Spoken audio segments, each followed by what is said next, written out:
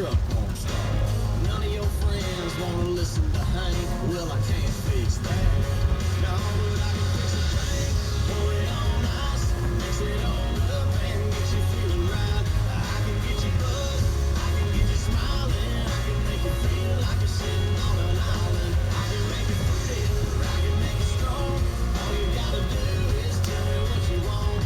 Put it to your lips, take a little sip. Tell me what you think. Yeah, I can fix a drink.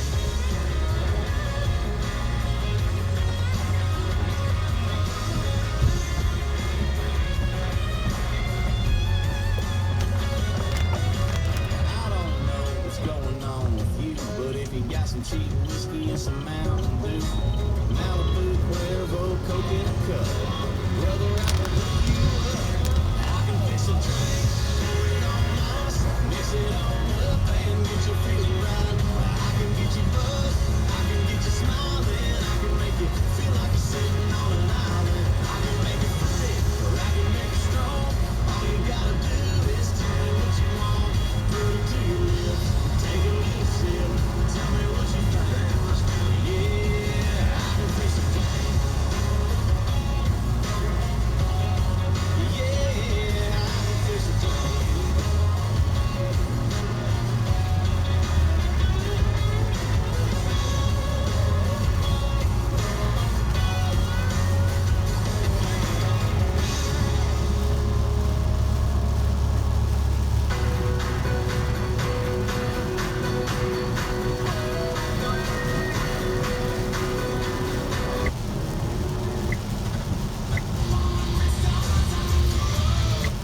Down 356 per month for 72 months, 0% APR, 1388 per thousand borrowed, plus tax, tag, and fees for Kia Motor Financing for qualified buyers at 6/30/21. Thanks for calling 1-800-GOT-JUNK. This is Sarah. How can I help? I've been thinking. What have you been thinking about? I decided I should declutter more often because it's an important part of a balanced and healthy life. Have you ever noticed that 1-800-GOT-JUNK has a question mark at the end of it? Yes, I have noticed that. We make junk disappear. All I have to do is point. All you have to do is point. Can you come right now? We're on our way. Call 1-800-GOT-JUNK or visit 1-800-GOTJUNK.com. I make learning a privilege, not a chore. And frustration, a tool, not an obstacle. I'm a teacher. I make more. Make more. Teach. Visit teach.org. Brought to you by Teach and the Ad Council. News Radio 920 and 104.7 FM. They say it's where the heart is. Where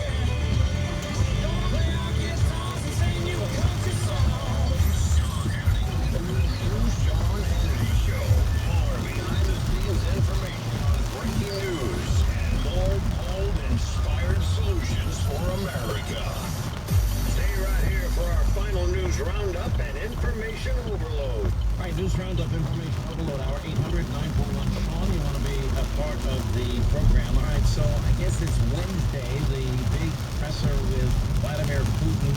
I mean, it's pretty embarrassing that we have a U.S. president that is, he's going to come out of this meeting with Putin, and he's going to say he talked about it, but he won't hold a joint press conference, which historically happens after a summit such as this with Putin.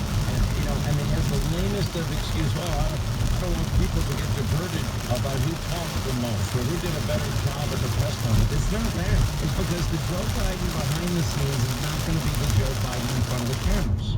The talking points, regardless of what happens in that meeting, I'll just tell you right now, guarantee you, right now, it has already been written with Joe Biden as the Messiah. When he hosted his alone, already written what he's going to say. Regardless of anything that might happen in that meeting, he's not going to be a Reagan walk away from the table at Reykjavik moment. Joe Biden is not even cognitively aware what day of the week it is. So it's just so disingenuous that, and so transparent to everybody that Joe Biden is afraid, everybody knowing his cognitive weaknesses, everything that we've been pointing out all day that went on over the weekend, which was humiliating for the United States. And he has no plans for the press conference, and it's obvious that he's afraid to have it, and it's obvious that everything you're going to hear is nothing but pre-written propaganda that the media, mob is just going to take as gospel truth. Say this isn't a contest about who can do better in front of the press conference or try to embarrass each other. It's about making myself very clear what the conditions are to get a better relationship with Russia. Now, what's fascinating in the lead up to all of this, and one of the problems you have when you have a president that's not really up to speed and is being spoon-fed every word that comes out of his mouth. The White House, had to do a lot of cleanup yesterday after Biden saying, the White House clarifying, no, Joe Biden won't be doing any prisoner swaps, cyber criminals with Moscow.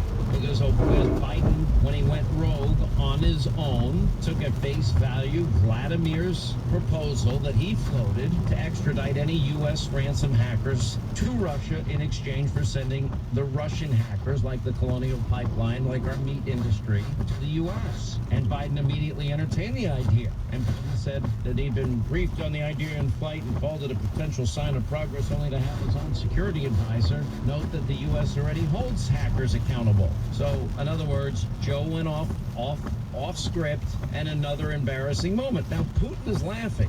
Boris Johnson, clearly, when he was corrected by Joe, saying, well, you need to introduce the South African president. I already did, Joe. And everybody starts laughing. Jill Biden having to retrieve her husband from the wrong cafeteria is embarrassing. I'm not allowed to take any more questions because they'll get mad at me is embarrassing. Mixing up Libya and Syria 3 times in a row in 90 seconds is embarrassing. And it's humiliating on the world stage. Anyways, somebody that knows a thing or two about all this, Scott Eulinger is back with us, retired CIA ops officer, Russian intel operations expert. And Kyron Skinner's with us, former director of policy planning at the Department of State in the Trump administration. Welcome both of you back to the program. Now, I want to ask you both the same question, and Scott, we'll start with you. And that is, am I wrong in my assessment that these hostile regimes led by hostile actors, in other words, Russia, Putin, China, President Xi, Kim Jong-un, North Korea, mullahs, Iran,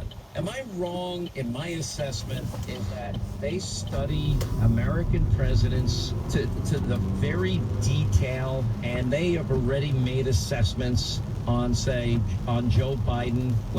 And in other words, or would they be influenced by the American media and their coverage of Biden, which I would argue is a veneer and a phony image to protect Joe Biden? In other words, let me ask you straight up. Do these hostile regimes see Joe Biden as cognitively weak, frail, and compromised? I think that there's no question about that, Sean. And I think that if there were any doubts, those were at this embarrassing G7 stuff. I think the main problem is the Democrats have forgotten, or maybe don't care, that U.S. media complicity with Biden's obvious health problems cannot gloss over his performance with world leaders. These people are physically seeing this man in action, and they are not impressed. And the preliminary moves by Putin indicate that, he is well onto this game, and he's going to go out of his way, he already has, to attempt to embarrass the United States. And that's one reason why Biden's staff seems to have suddenly seen this problem at the G7, and now they have made the, rather hasty decision that they don't want Biden to appear with Putin together because they're afraid of what's going to happen. And it's not because, as Biden says, we don't want to, we don't want to embarrass each other. It's because they don't want to have another incident like they had at the G7. These are not the moves of a confident or cognizant president. And your take, Kyron Skinner. I agree, and this has been a very disturbing set of activities the last few days in Europe, and I'm not looking forward to the Biden-Putin meeting because of what we've already seen. But there's another point related to what you just said about foreign leaders. Are they watching closely? They're even letting us know that they are. The Chinese representative of London has critiqued in the press the G7 meeting, issuing a public statement. They're watching very, very closely, and our allies are equally concerned. And that's what I take from this meeting. They see a weakened United States. But are they really concerned, though, Kyron, or do they like the fact that the pressure to pay their fair share for NATO is gone, that the United States is back in the Paris Climate Accords that allows India and China to be designated as developing nations, and we pay the bulk of the freight for everything? Because I think they prefer that America pay for everything, and they probably like a weak Joe. Well, I think that's a good question, but there's a mixed answer to that. It depends on the leader you're talking about. I'm sure Boris Johnson is beyond concerned. He was interrupted by the American president on the matter of the South African leader who was there. He introduced all of the G7 leaders and partners, including the South African president, and Biden interrupted him, saying, "You must introduce the South African leader," only to be told that he's been introduced already. So and then everybody laughed at him. They did, and these are laughable moments, and they're not showing restraint. But you're talking about a deeper policy issue. It's true, when Trump campaigned in 2016, only 4 or 5 of the then 29 members of NATO lived up to the 2% of GDP for defense, and now we have, with 30 NATO members, about 11 countries meeting that goal. Trump has a lot to do with it. Some countries, like Germany, would be happy perhaps not to go to 2%. But the leaders in NATO and in Europe, more broadly, came to understand that Trump represented a strong America, and that was in their interest. Grudgingly, they recognized it. A weakened United States isn't even good for them. It's not just that we'll pay their bills in defense so that they can focus on social policy. It is that they can't alone deal with the twin or triple problems of Russia, China, Iran, and then you add in North Korea, as you've mentioned. They know that a strong America is part of their future. And I saw that as I engaged with NATO partners